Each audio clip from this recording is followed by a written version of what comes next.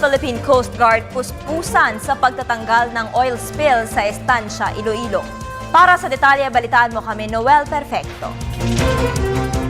Bilang tugon sa panawagan ng pamahalaan na linisin ang mga lugar na sinalanta ng Super Typhoon Yolanda, patuloy rin ang pagkilos ng Philippine Coast Guard sa pagtanggal ng oil spill sa Barangay Borongan, Estancia, Iloilo. Maigti na binabantayan ng Coast Guard ang unti-unting pag-recover ng mga tumagas na lumang langis o bunker oil mula sa isang nakasadsad na sasakyang pandagat sa Barangay Borongan, Estancia, Iloilo. Ayon kay Coast Guard spokesperson Commander Arman Balilo, tinatayang 151 tangke ng at 60 tonelada ng tumapo na langis ang nailis na ng Coast Guard. As of kagabi, ang report sa atin ni Commodore Images, meron ng 157,000 liters of oil spilled ang nakolekta at 60 tons ng oily debris. No? At ang pinaka-update nito ay magkakaroon ng coordination meeting with the Secretary of Interior ng Local Government, kasi Secmar pumunta ron, tsaka si Secretary Voltaire Dasmin para makita yung sitwasyon doon sa area.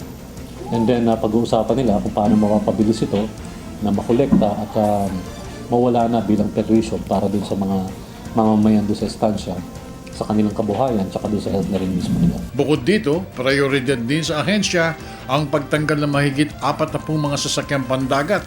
Kasama na rito ang mga oil tankers, barges, fishing boats, fishing vessels at ang mga maliliit na bangkang pangingisda ang nakasadsad o nakataob sa pampang ng Tacloban, Eastern Samar, Cebu, Palawan noong pang kasagsagan ng bagyong Yolanda. Naikipag-coordinate pa rin ang Coast Guard authorities sa mga may-ari ng shipping vessels para sa lalong mapabilis na aksyon hinggil dito. 42, lahat yung mga nagkaroon ng problema dun sa area, Tacloban, Samar and plus at hanggang sa Palawan.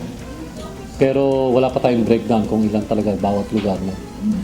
Pero iba naman na hindi naman banta sa panganib sapagkat para lang silang nakaharbor dun sa area. Ang iba kasi nakasadsad, nakapatong at nakatagilid. Yun ang mga delikado. Para sa Telebisyon ng Bayan, ako naman si Noel Perfecto.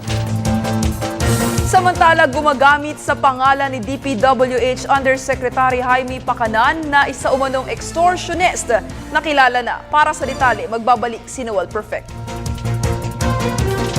Nakilala na ng DPWH Undersecretary Jimmy Pacanan ng extortionist na matagal nang gumagamit sa pangalan nito para makakuha ng mga libo-libong salapi bilang porsyento sa mga naayos na flood control projects na kanyang minumungkahi sa mga nagogoyo ng mga kontratistang nabibiktima nito.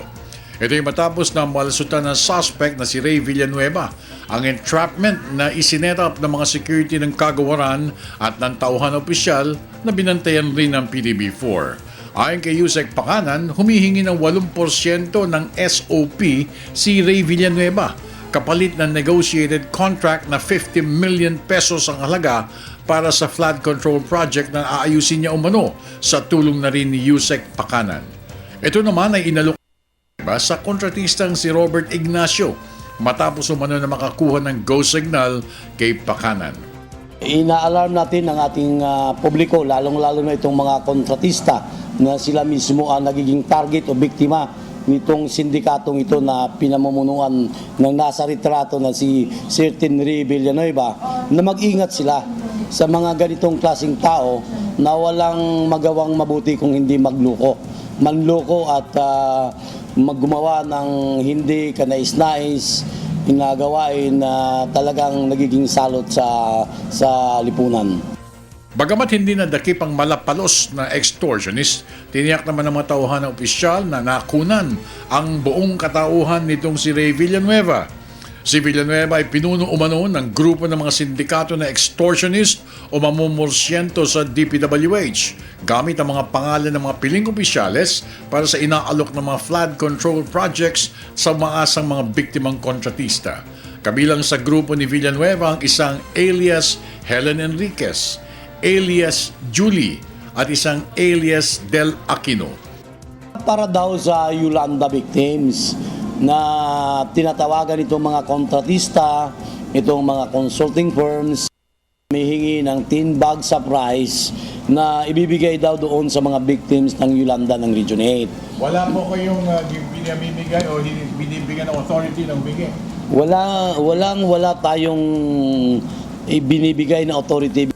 Muli pinalalahanan ni Pakanan ng mga kontratista at mga opisyalis ng ilang ahensya ng gobyerno na agad na isumbong sa mga kinaukulan ang naturang mga extortionists kapag agad nakita ng mga ito sa kanilang kapaligiran. Several times already. Kaya nga masyadong inis na talaga. Kung tutusin, we are stressed already to look into these people doing unscrupulous activities. Ang tingin ko dito, parang sindikato ito eh. Para sa Telebisyon ng Bayan, ako